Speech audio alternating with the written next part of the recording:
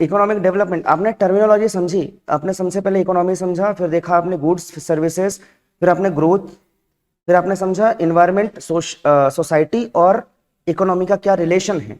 अब आप ये समझ रहे हैं कि जब डेवलपमेंट और ग्रोथ की बात करते हैं हम, तो क्या डिफरेंसेस आते हैं। अरे हाँ कि नहीं, पक्का, ठीक है।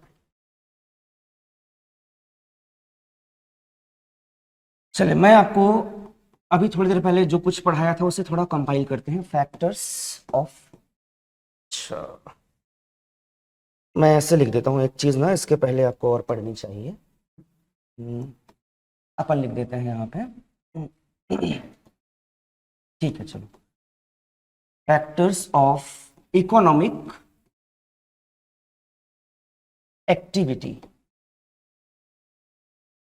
क्या लिखा है मैंने, क्या लिख दिया जी,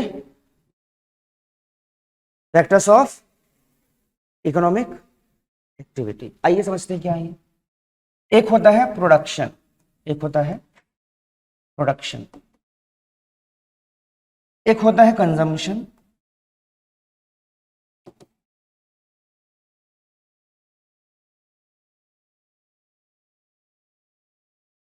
एक होता है एक्सचेंज, एक होता है डिस्ट्रीब्यूशन, और एक होता है रेवेन्यू। मान लो क्वेश्चन ऐसा पूछ लिया कि factor of economic activity, three factors of economic activity, three factors अगर बोल रहा है तो आपको सिर्फ ये पूछ रहा है, ठीक है। ये बेसिक फैक्टर्स है, हिंदी के मैक्सिमम बुक में यही दिया रहता है। मान लो ऐसा नाम से दे दिया ना, तो इन तीनों को डिफाइन करना। अब क्या है मैं बता रहा हूं ना जी, टेंशन नहीं पालना है, I am telling you everything. Economic activity क्या है पहले तो ये समझ लें, क्या है इकोनॉमिक एक्टिविटी।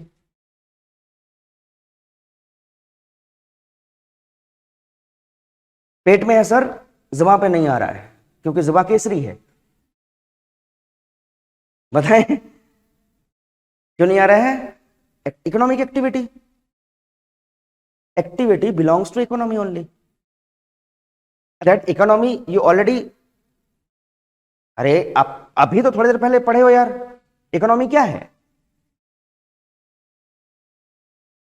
ओके। मीन्स मैं कहता हूं production, distribution, consumption, investment, resources, needs, इन सबका मैनेजमेंट ही एक्टिव प्रोसेसेस का इकोनॉमिक एक्टिविटी, इनका एक्टिव प्रोसेस क्या कहलाता है, इकोनॉमिक एक्टिविटी। इनके ये पांच पिलर्स हैं, क्या क्या है बोलकर बता देंगे एक बार।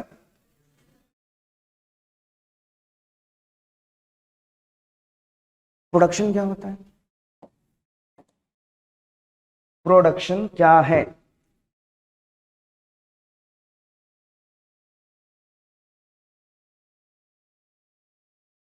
Thank you Shweta ji. when all the resources come together to give a specific product or service,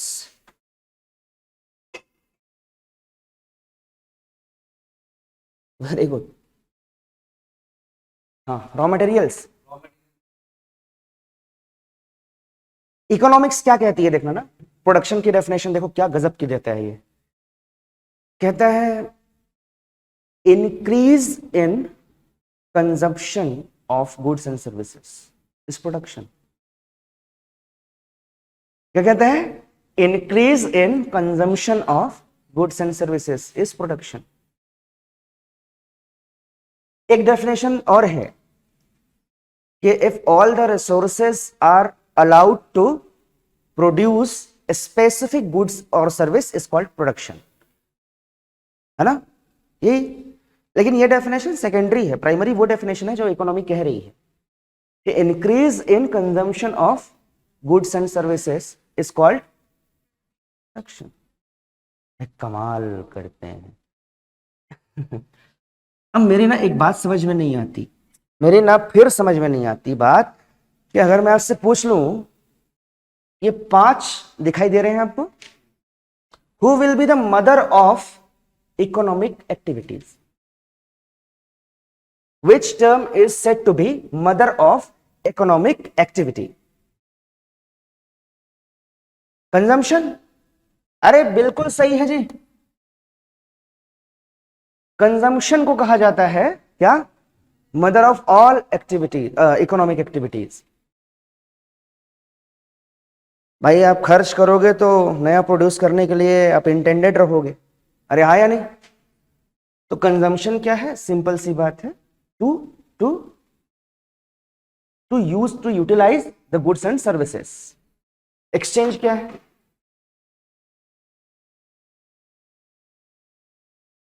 which term is going to be exchanged, products and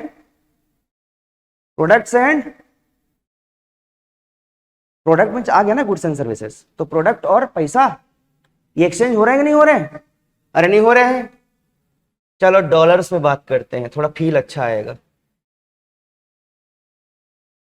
और सर्विसेज, हाँ जी। फिर डिस्ट्रीब्यूशन किस चीज का है,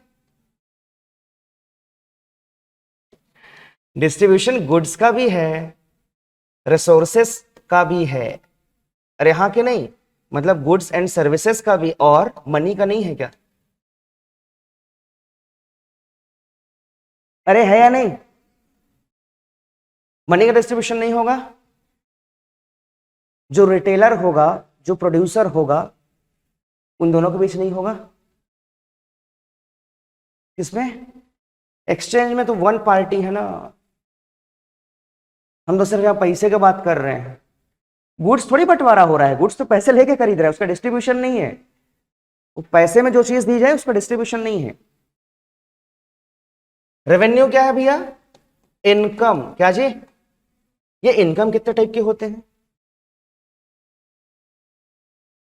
दो टाइप के, आप ऐसा नहीं बोलना दो टाइप के sir, from the bad sources and from the good sources. कितने हो सकते हैं, दो, हाँ, एक्टिव पैसिव, डायरेक्ट इनडायरेक्ट, ठीक है। मैं, ये भी सही है, डायरेक्ट और अरे उधर क्यों देख रहे बार बार, मेरे से बात करना, वो क्या जस्टिफाई करेंगे तेरी बात को, आज भी नहीं सुधरा, उनसे जस्टिफिकेशन चाहिए तो फिर खत्म, खत्म, बस खत्म, कुछ भी है? भाई मुझसे बात करें, मेरी तरफ देखो, वो तुम्हारी तरह ही है, उनसे क्या बात करोगे, क्या सीखोगे। पंचवर्षीय योजना ना बन जाए आपका ये CGPSC, देख लेना, थोड़ा ठहराव चाहिए, अरे हाँ कि नहीं, मगर इतना ठहराव नहीं चाहिए जैसे बरसात में सड़कों पर गड्ढे का पानी गंदा रहता है, बहती नदी एकदम साफ रहती है। मैं बार बार कहता हूं, नदी की तरफ बहते रहो तो साफ रहोगे, और अगर ठहराव आया, इतना ठहराव आ गया कि आप अपनी आदतें नहीं बदल पा रहे हो, तो फिर वो पानी गंदा होने वाला है। अपनी आदतें बदलिए भाई। यहां मैं कह रहा हूं कि एक होता है रेंट, क्या होता है, एक होता है वेगेस, एक होता है इंटरेस्ट, और एक होता है प्रॉफिट। ये सब इनकम है। अभी मैं थोड़ी देर बाद आपको बताऊंगा रेंट किसको मिलता है, वेगेस किसको मिलता है, इंटरेस्ट किसको मिलता है, प्रॉफिट किसको मिलता है, थोड़ी देर बाद अभी देखेंगे। इकोनॉमी कहती है यही है इनकम, इसके अलावा कुछ इनकम नहीं।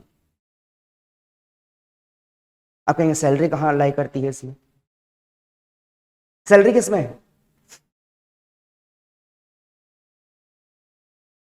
है ना, अरे ठीक हो गया, ये पूरी कहानी समझ में आ रही है मैं क्या बोल रहा हूं। तो फैक्टर्स ऑफ इकोनॉमिक एक्टिविटी, ये समझ में आई क्या, अरे हाँ कि नहीं भाई, पक्का, कितने फैक्टर्स हैं, 5 फैक्टर्स हैं। ये पूरी बात आगे एकदम क्लियर हो गई।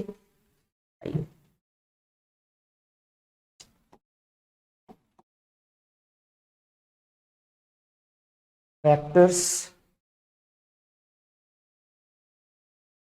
ऑफ, अब मैंने आपको प्रोडक्शन समझा दिया क्या, है ना, इकोनॉमी प्रोडक्शन का मतलब कुछ और लेती है, आपको मैंने अभी बताया, इंक्रीज इन, बिल्कुल ठीक है, प्रोडक्शन। अच्छा फिर मेरे दिमाग में क्वेश्चन आया, ये जो प्रोड्यूसर है क्या ये खुद कंज्यूमर है? जो प्रोड्यूसर है वो मैं मतलब हम ह्यूमन ही प्रोड्यूस कर रहे हैं और हम ही खपत कर रहे हैं। क्या एक मजदूर जो मजदूरी कर रहा है कपड़े की मिल पर, क्या वो कपड़े नहीं यूज करेगा? क्या फूड के फैक्ट्री में जो आदमी काम कर रहा है वो फूड यूज नहीं करेगा? मतलब वो पूरी कम्युनिटी जो प्रोड्यूसर है itself is considered to be consumer. अरे हाँ कि नहीं?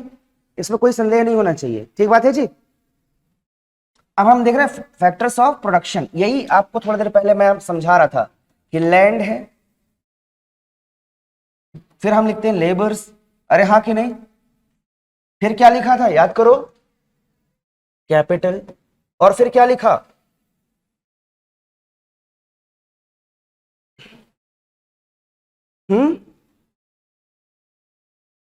क्या लिखा? अभी थोड़ी देर पहले तो मैंने बताया था आपको। और कंजम्पशन। चलिए मैं यहां पे लिख देता हूं, जो ऑर्गेनाइजेशन है वो रिस्क टेकर है क्या प्रोडक्शन के लिए, कंजम्पशन के लिए? एंटरप्रेन्योरशिप।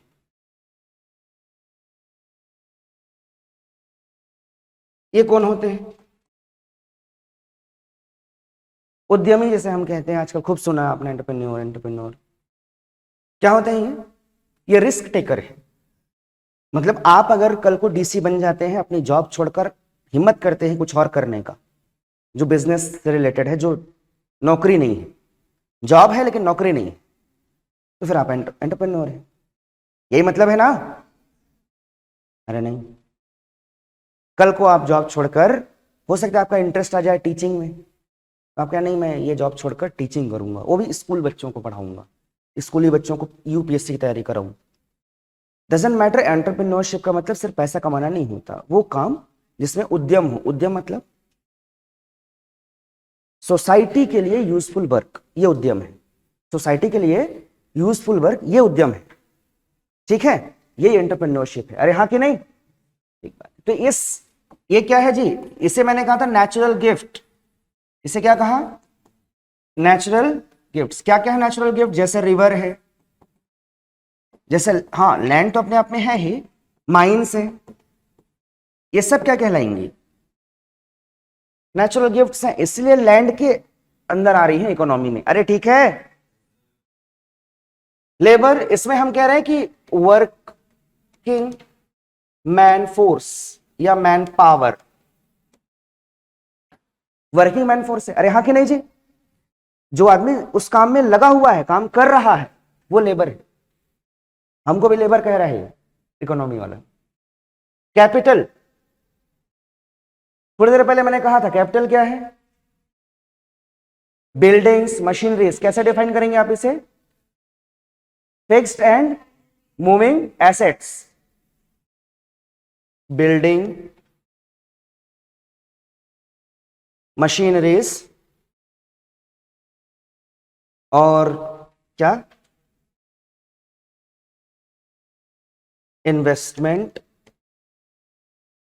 ये सब कैपिटल है। एंटरप्रेन्योरशिप में कौन आते हैं? ठीक। और मैं यहां रिस्क टेकर लिख देता हूं, ठीक है?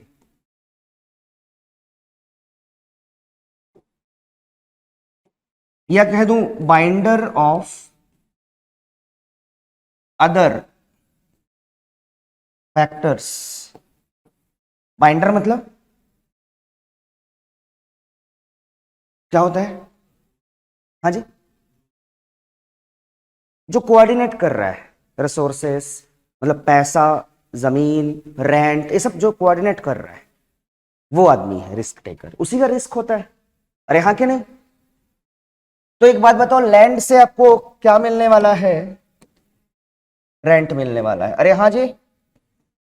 आपको लेबर से क्या, आप लेबर को क्या पे बैक कर रहे हो? वेजेस। कैपिटल से इंटरेस्ट मिलता है। क्या मिलता है? और फिर ये जो एंटरप्रेन्योरशिप ये जो भी कर रहा है, इसी को प्रॉफिट होगा क्योंकि ये रिस्क ले रहा है।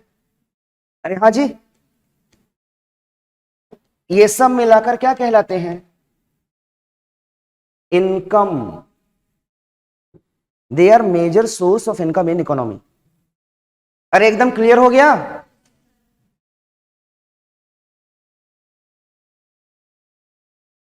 कुछ टर्मिनोलॉजीज मैं आपको फैमिलियर करा रहा हूं। अभी टेंशन नहीं लेना, पैनिक नहीं होना कि मैं हर चीज को वर्ड टू वर्ड डिफाइन क्यों नहीं कर रहा हूं, मैं नोट्स क्यों नहीं बनवा रहा हूं। पहला दिन है, पहले थोड़ी आपकी समझ इतनी हो जाए कि मैं आपको डिलीवर कर लूं, उसके बाद काम हो जाएगा। ठीक है? नोट्स की फिक्र नहीं करना, मैं नोट्स बनवा देता हूं क्लास में। क्वेश्चंस की भी फिक्र नहीं करना, नए क्वेश्चंस आपको एग्जाम में नहीं दिखेंगे, हमारे नोट्स से ही दिख जाएंगे आपको। 99% रहता है, 1% का गारंटी मैं नहीं लेता। I am not God. 70% वो क्वेश्चंस रहते हैं जो पुराने क्वेश्चंस में से कुछ फिल्टर करके दे देगा। 30% वो क्वेश्चन होंगे जो हम नए कराएंगे। तो हमारा सिलेबस ऐसे चलेगा, 70-30 का रेशियो है। 30% एकदम कहीं नहीं, एकदम फ्रेश भाप उठता हुआ। ठीक है? बिल्कुल कुकर खोलने पे जैसे चावल से भाप उठती है, वैसे क्वेश्चंस होंगे जिन्हें आपको डील करना होगा। ठीक है जी? इतना काम हो गया हमारा पक्का? अगर ये सब हो ही गया है तो फिर हम एक लेवल आगे जाकर टू स्टेज्ड इकोनॉमी पर बात कर लेते हैं।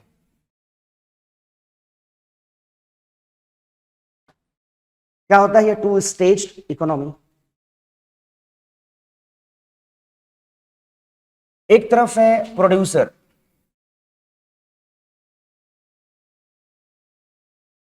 एक तरफ है प्रोड्यूसर और एक तरफ है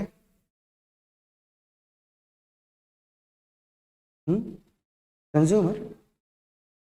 कंज्यूमर तुम जो बोलोगे लिख दूंगा, अब तो इतना कर ही सकते हैं हम आपके लिए।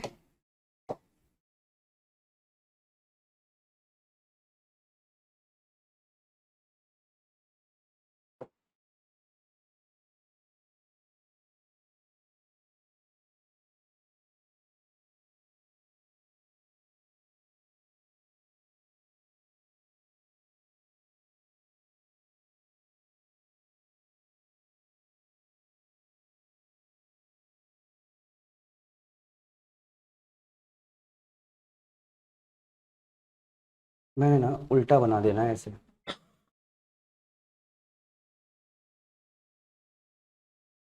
मैं आपको दो चीजें बताने वाला हूं, एक बताने वाला हूं फैक्टर मार्केट क्या है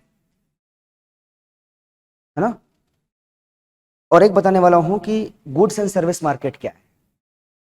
इसे बना लो एक बार, फिर आगे बढ़ते हैं। बनाओ जल्दी, फिर मैं लिखूंगा, आपको समझ में आ जाएगा कि क्या बात करने जा रहे हैं। इकोनॉमी में बहुत से फैक्टर्स हैं, हम सिर्फ प्रोड्यूसर और कंज्यूमर को लेकर चल रहे हैं।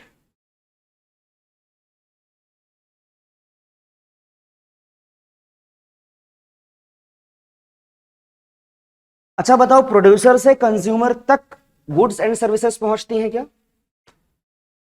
अरे हाँ कि नहीं? तो कंज्यूमर से प्रोड्यूसर तक क्या पहुंचेगा?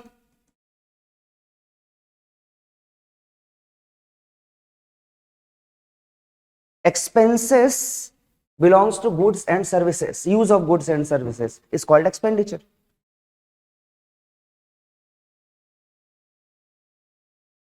क्या यही कंज्यूमर है जो इनको प्रोवाइड करता है? फैक्टर्स कौन कौन से?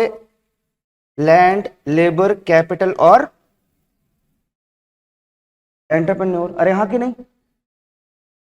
तो प्रोड्यूसर इनको क्या देता है? फैक्टर मनी क्या देता है? ये फ्लो समझ में आ रहा है क्या बोल रहा हूं मैं? यही कंज्यूमर, मैंने आपसे पहले ही कहा था, यही कंज्यूमर से आपको मिलता है ये। आप कहेंगे सर कैपिटल इनसे कैसे मिलेगा? बिल्कुल मिलेगा। शेयर होल्डर्स कौन होते हैं? कौन होते हैं share holders? They are consumers only. अरे यस और नो? उन्हीं से मिल रहा है उनको वो। एंटरप्रेन्योर कौन होता है? जो रिस्क टेकर है। अरे हाँ कि नहीं? अरे किसी एक इंस्टीट्यूट या कह लो किसी एक कंपनी में एक आदमी हो जरूरी थोड़ी है, ट्रस्ट होता है ना, शेयर्स होते हैं ना, शेयर होल्डर होते हैं ना। अरे हाँ कि नहीं? तो ये कंज्यूमर से प्रोवाइड किया जाता है फैक्टर्स, ऐसे मान के चलते हैं। इनमें से हो सकता है एक आध चीज ना हो, मैक्सिमम चीजें कंज्यूमर प्रोवाइड करती है। तो प्रोड्यूसर क्या प्रोवाइड करेगा? Factor money. अरे हाँ या नहीं? अरे हाँ जी? इसे सच एज लैंड के लिए जो रेंट मिल रहा है, लैंड के लिए जो रेंट मिल रहा है, कंज्यूमर ने लैंड दिया हुआ है इसलिए उसे रेंट मिलेगा। यस और नो? कंज्यूमर क्योंकि लेबर है इसलिए उसे वेजेस मिलेंगे। अरे हाँ कि नहीं? इसे हम कहते हैं, ये जो यहां तक कहानी, ये जो फ्लो है, इसे हम कहते हैं फैक्टर मार्केट।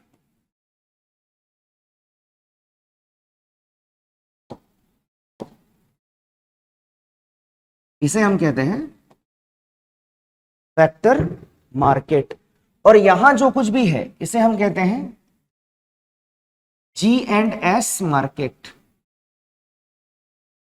सिंपल भाषा में इसे ना गुड्स मार्केट कह देते हैं, क्योंकि सर्विस का कंसेप्ट कब आया है? 1994 में आया है, मनमोहन सिंह के टाइम पे। पहले सर्विस जैसा कुछ था नहीं, मतलब सर्विस टैक्स जैसा कुछ नहीं था। तो जब सर्विस को एक अलग हम ट्रीट करने लगे 1994, जब मनमोहन सिंह की सरकार थी, उसके बाद हमने इसे गुड्स एंड सर्विस मार्केट कह दिया। पहले गुड्स मार्केट, आज भी किताबों में गुड्स मार्केट ही लिखा रहता है। रीजन समझ लेना उसका, मैं क्या बोल रहा हूं, समझ में है ना? मैं कह रहा हूं कि 1994 से ना सर्विस टैक्स जैसी कोई चीज नहीं थी, और अब भी नहीं है, क्योंकि अब जीएसटी में मिल गया।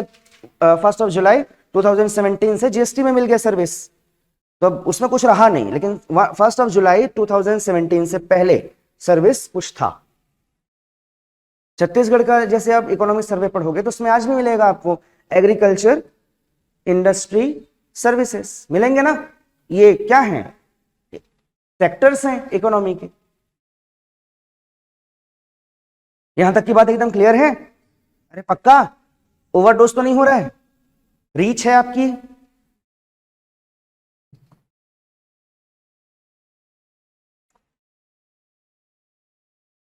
अरे ठीक चल रहे हैं अपन?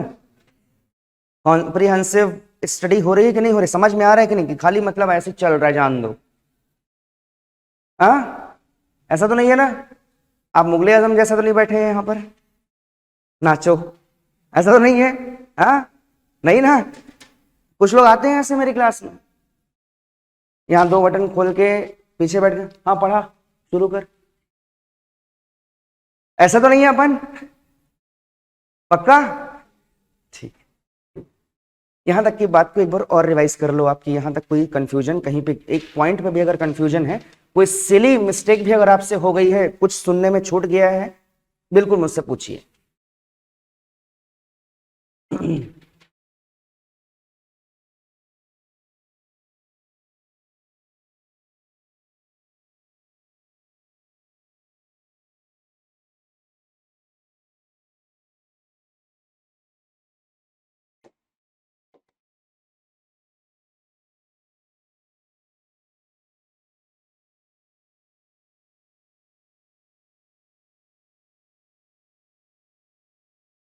अच्छा, कितने सेक्टर्स होते हैं इकोनॉमी के? हाँ जी, 3, 5। बेसिक सेक्टर्स 3 है। हाँ, 5 सेक्टर्स कह रहे हैं ये लोग। आप एग्री करते हैं इससे? सर एग्री करते हैं इससे? कैप्टन अमेरिका 3 ही होते, प्राइमरी, सेकेंडरी, टर्शरी, और फिर 4th sector, 5th sector. 4th sector में कौन है? अच्छा, प्राइमरी सेक्टर में एग्रीकल्चर, फॉरेस्ट्री, फिशिंग और माइंस के लिए, ठीक। सेकेंडरी जो सेक्टर है जिसे हम कहते हैं इंडस्ट्री, उसमें मैन्युफैक्चरिंग जैसे कोई चीज है होगी, ऐसा लग रहा है सुनने में, अरे है ना। फिर टर्शरी जो सेक्टर है उसमें क्या होगा? सर्विसेज। सर्विसेज में क्या क्या शामिल? होटल मैनेजमेंट होगा क्या? रेस्टोरेंट, ट्रैवलिंग, बैंकिंग, अरे हाँ कि नहीं, ये सब कुछ आएगा। तो मोटा मोटा आइडिया है आपको, मैं ये मान के चल रहा हूं, उसे लास्ट में लेते हैं अभी, ठीक है? मोटा मोटा आइडिया है आपको। और 4th सेक्टर क्या है? मतलब साइंटिस्ट अगर कोई है, कोई रिसर्च वर्क कर रहा है, ये सब इसमें आएगा 4th सेक्टर में। तो 5th सेक्टर क्या है? जैसे कोई वकील है, एडवोकेट है अगर कोई, तो अगर एडवोकेट कुछ काम कर रहा है और मान लो गवर्नमेंट के लिए उसने कुछ ऐसा स्पेशल कुछ ऑर्गेनाइज कर लिया, कुछ ऐसी चीज उसने डेवलप कर ली, ऐसा कंसेप्ट डेवलप कर लिया कि गवर्नमेंट को उससे कुछ अलग ही वे में रास्ता मिल रहा है, तो एक्स्ट्रा ऑर्डिनरी वर्क है, ये फिफ्थ सेक्टर्स पे आते हैं। ठीक है जी। जैसे मैंने कहा कि कोई इंजीनियर है, उसने कुछ केमिस्ट्री में ऐसा कुछ कर लिया, जो इन्वेंशन ऐसा कुछ कर लिया जो नोबेल प्राइज दिला दे, तो ऐसा 1% भी नहीं, 0.0001% आबादी होगी ऐसी जो ये काम करेगा। यहाँ के नहीं, ये पांचवें सेक्टर्स पे आते हैं। साइंटिस्ट बहुत मिलेंगे, रिसर्चर्स बहुत मिलेंगे, फ्रीलांसर्स बहुत मिलेंगे। ये फ्रीलांसर्स फोर्थ सेक्टर में है। ठीक है, फ्रीलांसर समझ रहे हो? और यहाँ के नहीं, क्या होते हैं फ्रीलांसर्स?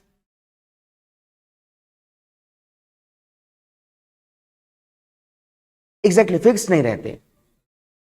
सर्विस प्रोवाइड कर, टाइम बीइंग वो एक जगह पे ज्वाइन करते हैं, ड्यूरेशन खत्म हुआ, कॉन्ट्रैक्ट खत्म हुआ, दूसरी कंपनी ज्वाइन कर ली। ये जो टेम्पररी ज्वाइनिंग है ये कहलाती है फ्रीलांसर्स के लिए। अरे हाँ के नहीं? अरे ठीक हो गया, मोटा मोटा आइडिया है आपको, ज्यादा इस पर बातचीत अभी नहीं करते हैं। मैं क्या पढ़ाने वाला था जी, तुम लोग के चक्कर में भूल जाता हूं मैं। सेक्टर्स नहीं पढ़ा रहा था, कुछ नया बताने वाला था, एकदम हार्टली डीपली। ये ठीक आदमी है। चलिए भैया, अभी तक की कहानी में कोई समस्या तो नहीं है ना? आ? अगर मैं आपसे तुरंत पूछ लूं कि फैक्टर मार्केट किसे कहते हैं, बता लोगे? ट्राई।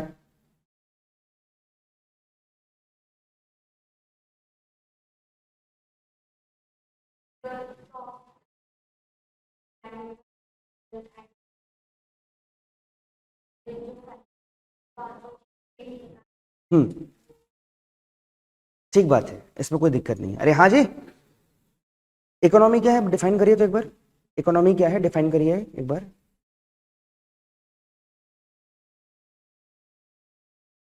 क्या है, बस क्या है बताना है, बताइए।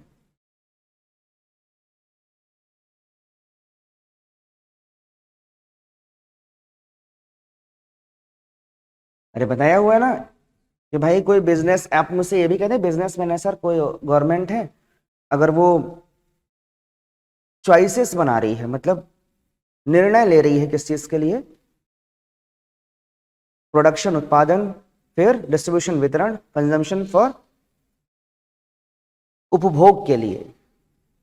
अरे हाँ कि नहीं? यही तो है जी। अरे नहीं है क्या? किसके साथ? लिमिटेड रिसोर्सेस के साथ। बस सिंपली आप कह देंगे सर कि जो आवश्यकता है, नीड्स है, संसाधन जो लिमिटेड है, तो लिमिटेड जो सीमित संसाधन या लिमिटेड रिसोर्सेस के साथ अनलिमिटेड नीड्स, जिसे हम असीमित आवश्यकताओं की पूर्ति करना, यही तो कहलाता है इकोनॉमी। अरे हाँ कि नहीं? एकदम सिंपल सी बात है। हुआ ना ये? बताइए तो एक बार सर।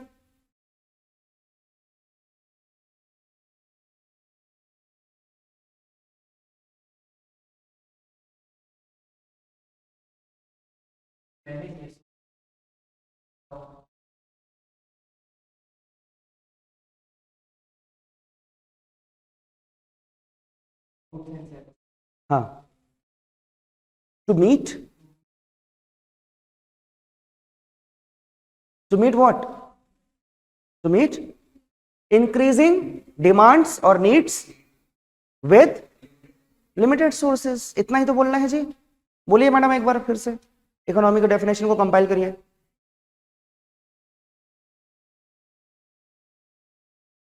हाँ,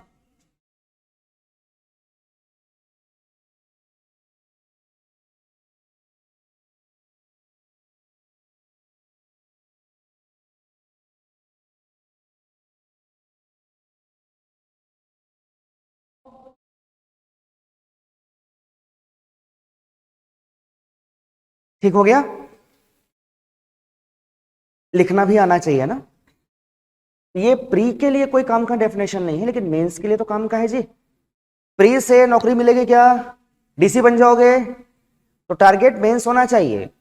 कम से कम अक्टूबर तक, अक्टूबर के बाद आप पूरा जूझ लो प्री के लिए, कोई दिक्कत नहीं है, लेकिन अक्टूबर तक कम से कम कुछ सब्जेक्ट मेंस का ऐसे करके रख दो कि फिर भैया जब हमारा प्री निकल जाएगा तो ये सब्जेक्ट हमको एक दिन में रिवाइज करके साइड कर लेना है। ऐसा 3-4 सब्जेक्ट रख लो करके, 3-4 पेपर नहीं कह रहा हूं, 3-4 सब्जेक्ट कह रहा हूं, ठीक है, कम से कम इतना तो कर लो।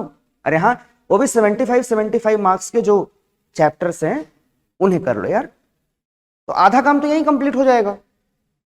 अरे है कि नहीं, 1400 का पेपर होना है, आपको कितने मार्क्स चाहिए डीसी बनने के लिए? इजी पेपर रहता है तो 850 का राउंड चाहिए होता है, उससे ज्यादा भी चाहिए होता है। हाँ, 1000 नहीं आएगा, बहुत मुश्किल होगा, तो वो टारगेट रखो जो अचीव कर लो। मैं ये नहीं कह रहा हूं कि 1400 में 1400 नहीं आ सकता, लाओ, जब आएगा तब मैं प्रैक्टिकल फिजिबल बात करता हूं, जो हो सके उसी पे बात कर रहा हूं। ये टारगेट रखोगे, अगर इस टारगेट को अचीव करने के लिए मेहनत करोगे, भगवान कसम इसका मतलब है आप 1000 नंबर के लायक बन जाओगे। यही नंबर लाने के लिए हालत खराब हो जाएगा हमारा। मैं इसमें कह रहा हूं ना, 1550 पे नहीं कह रहा हूं, 150 का इंटरव्यू अलग है, उस पर तो आप मैनेज कर लोगे, मुझे पता है। मैंने कुछ कहा? देखो, evolution of meaning of economy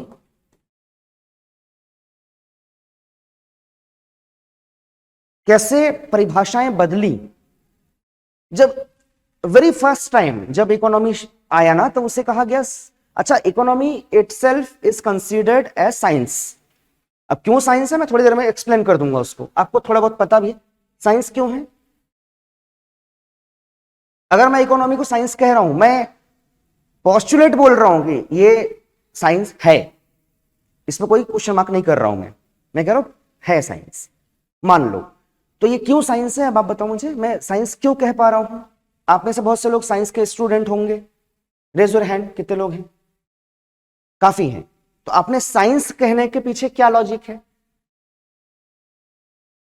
particular theory पे काम करता है, और नेचर एप्लीकेशन भी होता है, समझते? मेथोडोलॉजी के अकॉर्डिंग ये साइंस है। अब ये कौन सी मेथोडोलॉजी है फिर देखते हैं, लेकिन मेथोडोलॉजी के अकॉर्डिंग तो आपसे कह देगा सर एप्लीकेशन के अकॉर्डिंग क्या है, तो आर्ट है। इकोनॉमी अगर एप्लीकेशन के बेसिस पर बोलेंगे तो आर्ट है, लेकिन अगर मेथोडोलॉजी के बारे में बोलेंगे तो फिर वो साइंस है। इन दोनों का डिफरेंस को आज शायद नहीं एक्सप्लेन कर पाएंगे, लेकिन कम से कम दिमाग में बैठा के रखना है कि ये साइंस भी है और आर्ट भी है। तो मान लो आपसे पूछ ले साइंस है या आर्ट है, तो कंक्लूजन ऐसा लिखना पड़ेगा आपको कि ये आर्ट भी है और साइंस भी है, जो मैंने अभी बोला।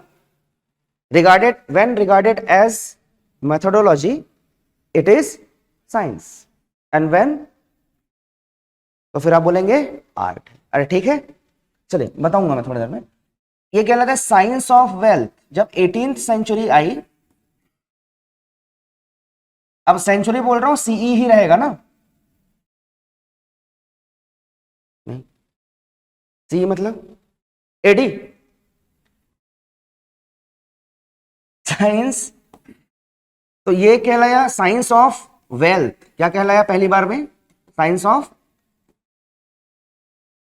फिर अर्ली 90s में, 19th सेंचुरी में इसे हमने कह दिया साइंस ऑफ, अब समझ जाओगे ना, साइंस मैं इसके लिए लिख रहा हूं, साइंस ऑफ वेलफेयर। क्या जी?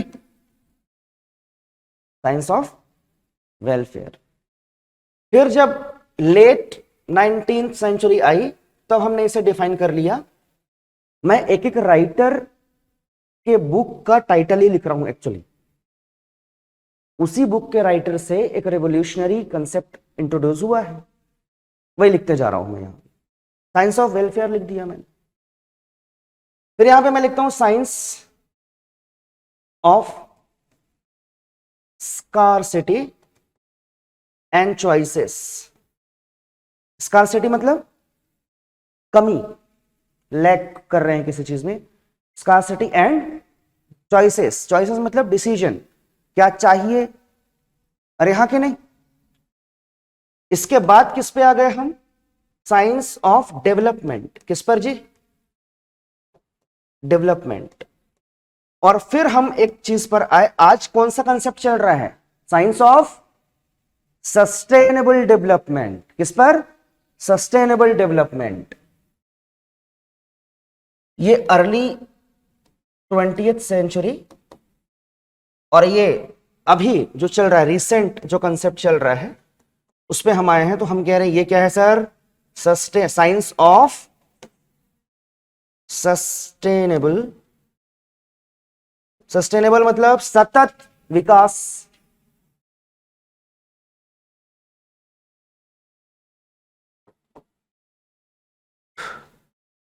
तो इस तरीके से डेफिनेशन वेरी करते जाती है। डेफिनेशन वेरी करने का मतलब है उस समय के सोशल पॉलिटिकल जो कंडीशंस हैं उसी पर तो राइटर्स बुक लिखते हैं।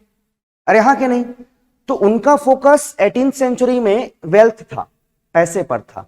उसके बाद ये वेल्थ पे था। आपको मैं कंसेप्ट यहीं से समझा देता हूं। 1776 में जो बुक आई, कौन सी book? An inquiry into the causes and effects of, अरे हाँ कि नहीं, वेल्थ ऑफ नेशन। उस बुक में कैपिटलिज्म की बात की थी, पैरवी कर दी थी उन्होंने। उसको एडवोकेट बन के कहा कि कैपिटलिज्म होना चाहिए। किसने कहा? Adam Smith. इसलिए कैपिटलिज्म के फादर उन्हीं को कहते हैं, एडम स्मिथ को। उन्होंने पहली बार कहा कि नहीं, नॉन इंटरफेरेंस ऑफ गवर्नमेंट, ये कंसेप्ट दिया उन्होंने।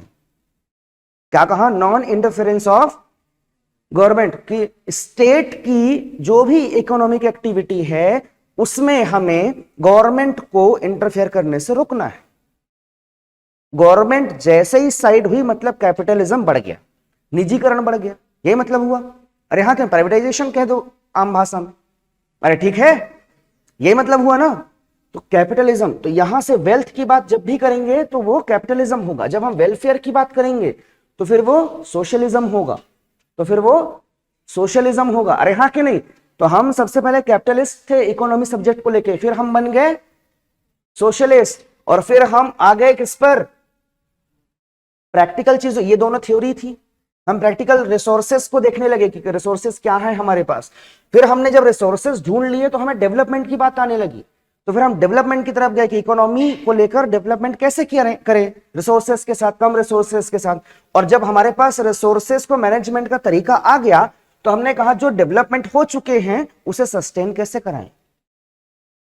तो लड़ाई अलग अलग है। पहली लड़ाई पैसे की थी, दूसरी लड़ाई लोक कल्याण या वेलफेयर की थी, तीसरी लड़ाई रिसोर्सेस के लिए, चौथी लड़ाई डेवलपमेंट, और पांचवी लड़ाई उस डेवलपमेंट को सस्टेन कराने की। तो आज की लड़ाई डेवलपमेंट को सस्टेन कराने की है।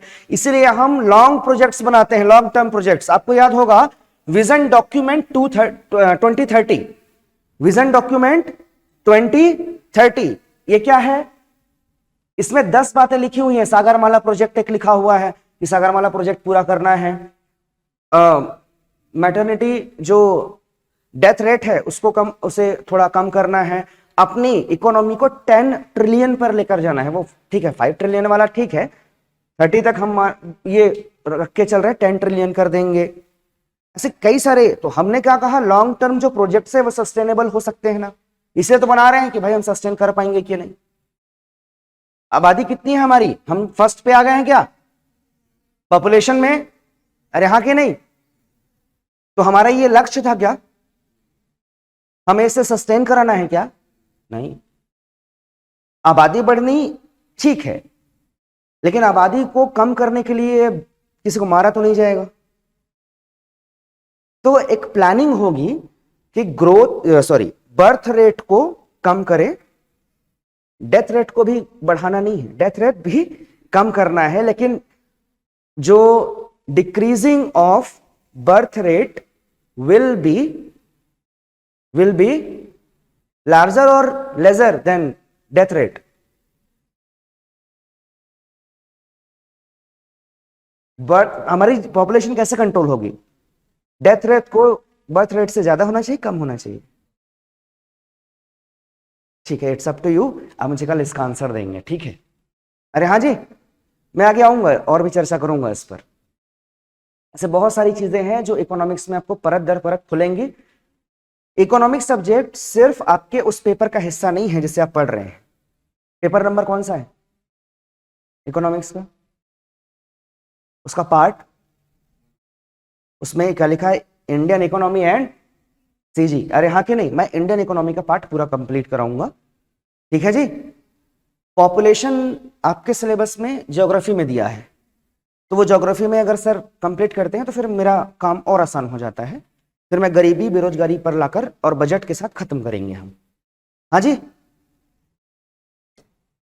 फाइनली मेरे पास एक बात आई कि सर जो क्लासिफिकेशन है इकोनॉमिक्स का, वो दो टाइप का है, एक है माइक्रो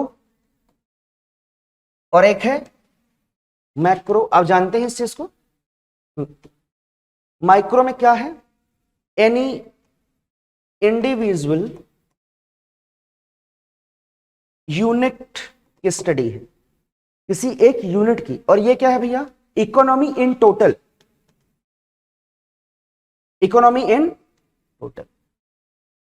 इकोनॉमी इन टोटल क्या है? जैसे मैं बोल दूं नेशनल इनकम, जैसे मैं बोल दूं जीडीपी, ग्रॉस डोमेस्टिक प्रोडक्ट, अरे हां, जैसे मैं बोल दूं पॉवर्टी, जैसे मैं बोल दूं अनएम्प्लॉयमेंट, और कुछ इसमें?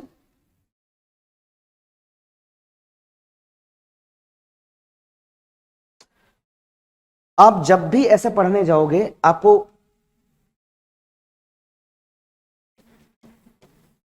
मोनेटाइजिंग पॉलिसी, मनी पॉलिसी मैं बोल दूं थोड़ी देर के लिए, बैंकिंग सेक्टर्स, आप पूरा सिलेबस देखोगे तो आपको लगेगा कि मैक्रो ही हमारा सिलेबस है, और सही बात भी है। मैक्रो इकोनॉमी ही आपका सिलेबस है, उसके अलावा कुछ सिलेबस ही नहीं। ठीक हो गया? अरे हाँ या नहीं? पक्का? एक आखिरी कंसेप्ट के साथ आज की क्लास को खत्म करते हैं, ठीक है? उस सिलेबस में यहां लिखाने में ज्यादा इंटरेस्टेड नहीं हूं, ये जो मैंने लिखा यही सिलेबस है, ठीक है?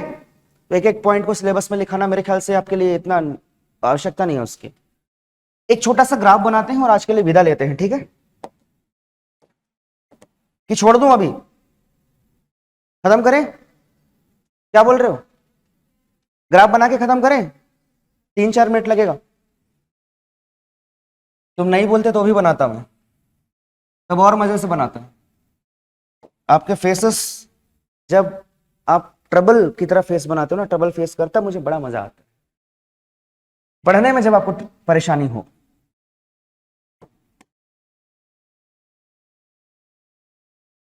आधे से ज्यादा व्यक्ति ये समझ गए होंगे मैं क्या बनाने जा रहा हूं। इस एक्सेस पर आपने क्वांटिटी शो करनी है। क्या शो करनी है? इस एक्सेस पर आपको प्राइस शो करनी है। क्या शो करनी है? ठीक है जी। अरे हाँ, ये है सप्लाई ग्राफ। क्या है? और येलो वाला जो लिखा हुआ है ये है डिमांड ग्राफ। ये जो पॉइंट आपको इंटरसेक्ट करता हुआ मिला है सप्लाई ग्राफ और डिमांड ग्राफ का, इसे कहते हैं इक्विलिब्रियम पॉइंट। क्या कहते हैं?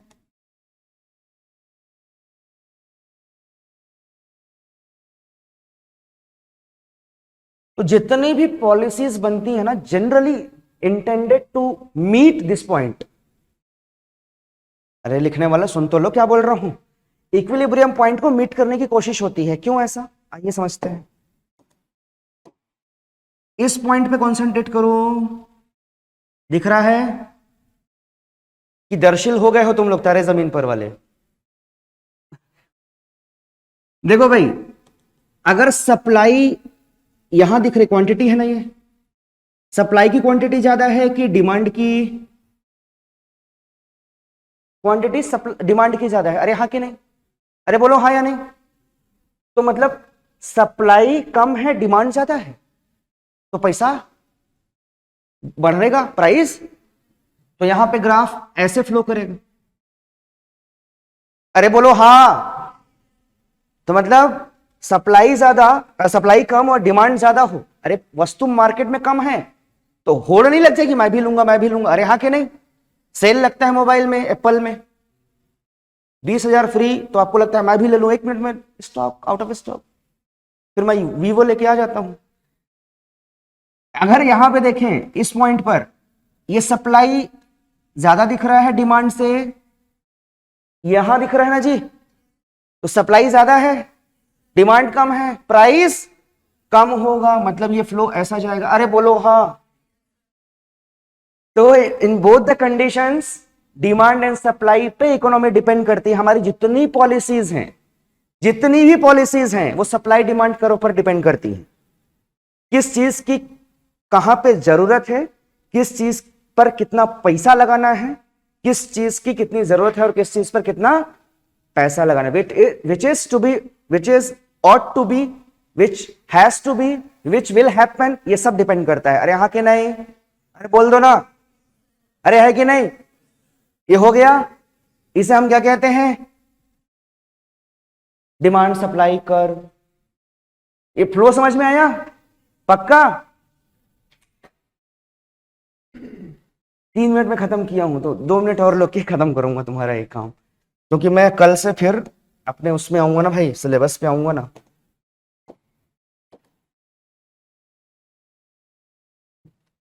यहां तक कि एंडेड